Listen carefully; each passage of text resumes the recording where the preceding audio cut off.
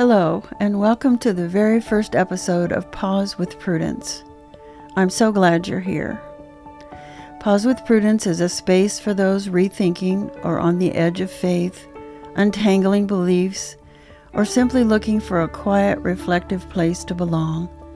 It's a place where I hope to give gentle answers to hard and holy questions.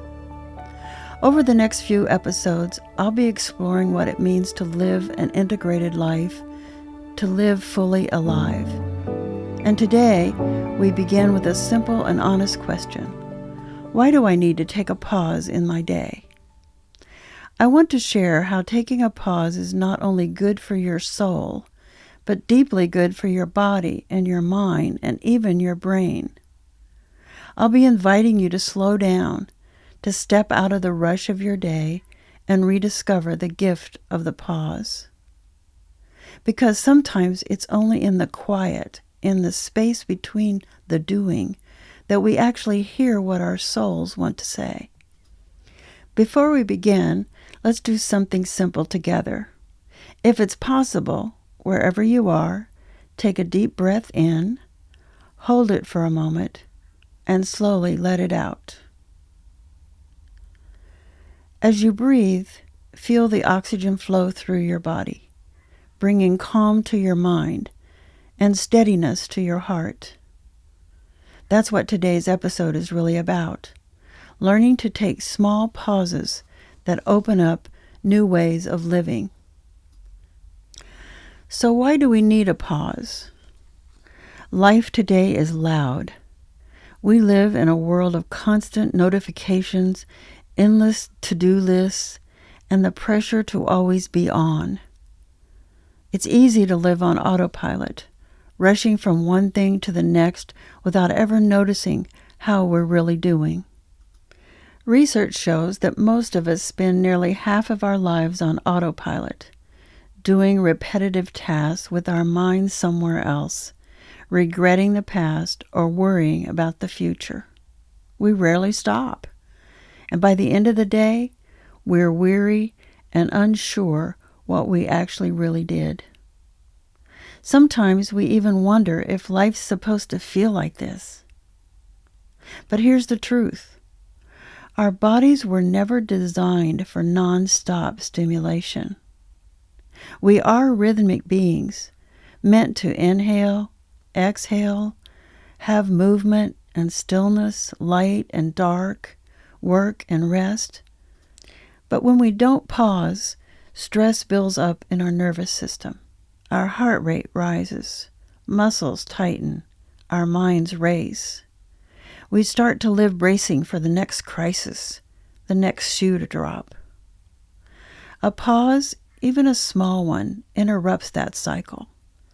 When you stop and breathe and rest for even 30 seconds, your nervous system shifts, your heart rate slows, your breathing deepens. For a moment, your body feels safe again. Pausing is not a waste of time. It's a reset button. It brings you back to the present moment and helps you to notice what's right in front of you. Did you know that pausing is a sacred art? Across all faith traditions, Judaism, Christianity, Islam, Buddhism, Hinduism, and many indigenous paths, people have always known the need to interrupt the flow of busyness with sacred pauses. These traditions use prayer and silence and meditation and rest. In Hebrew, the word Selah appears throughout the Psalms. It's believed to mean pause here, stop, and reflect.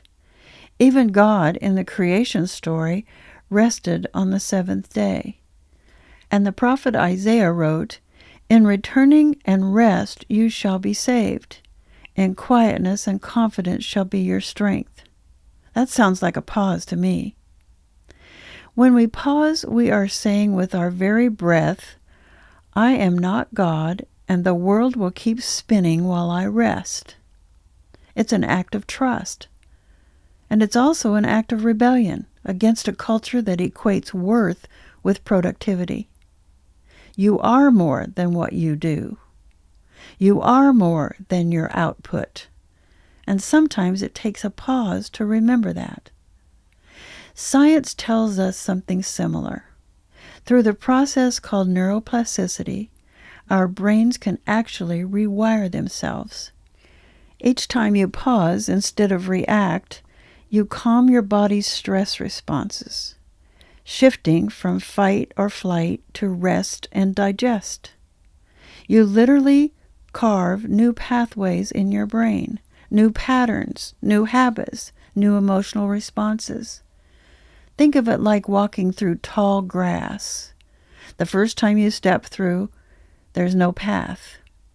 But each time you walk that same way again, the grass bends down and the trail begins to form. That's what happens in your brain each time you pause. Viktor Frankl once said, between stimulus and response, there's a space. And in that space lies our growth and our freedom. That space, possibly just 3 to 5 seconds long, is our opportunity to pause, release, choose, and return to the present moment. To stop what you're doing, to let go of your current thought, and to choose peace over panic, calm over chaos, intention over impulse. And over time, maybe after 30 days, this can become your new normal. At first, you might even want to set a gentle alarm to remind you to pause, not for another task, but as a reminder to return to yourself. So how can we begin bringing the pause into our everyday lives? Here are 3 simple ways I'd like to suggest. First, I call it the 3-breath pause. Before you respond to an email or answer a question, just take 3 slow breaths. It's amazing how such a tiny act can change the tone of your response to the moment and the rest of your day. Try inhaling through your nose to the count of 4 and exhaling through your mouth to the count of 8. When your exhale is twice as long as your inhale, your body naturally shifts into a relaxation mode. Second, I call it the midday pause. Every few hours, stop for 2 minutes. Step outside if you can. Feel the air on your skin. Let your shoulders drop. Ask yourself, how was the last stretch of time?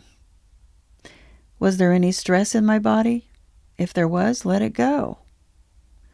These small resets accumulate. They slowly change the way you carry yourself throughout your day. They teach your body that peace is possible, not later, not someday, but right now.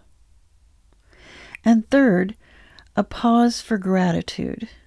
Before you eat, or when you're with others, take a moment to notice the gift in front of you. It may be the food, the company, or the moment.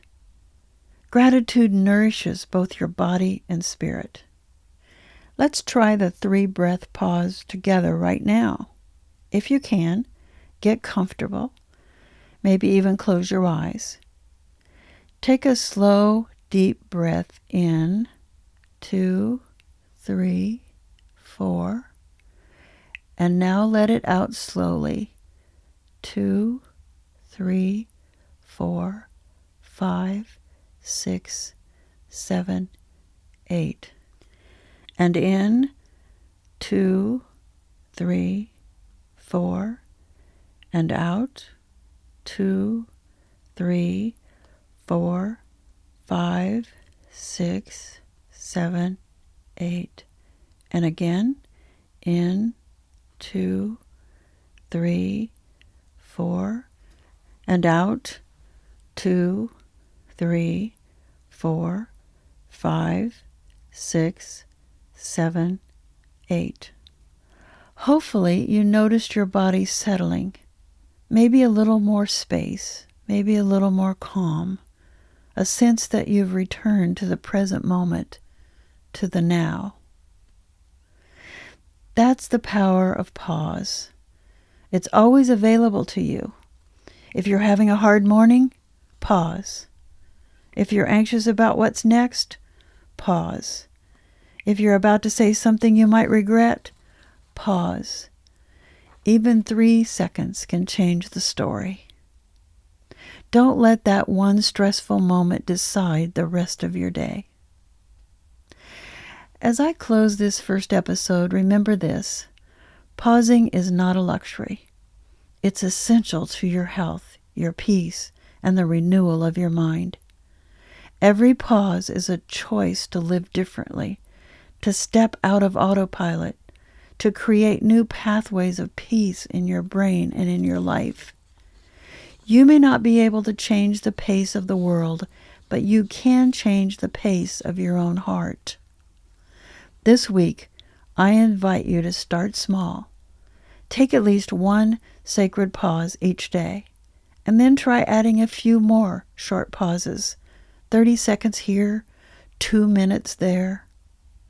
You might begin with a 3-breath pause, or a moment of gratitude, or simply stepping away from the noise for a moment. Then notice what happens when you do that. How does your body respond? What do you hear in the quiet that you might have missed before? How will you use that 3 to 5 seconds today, that small space that can change your day?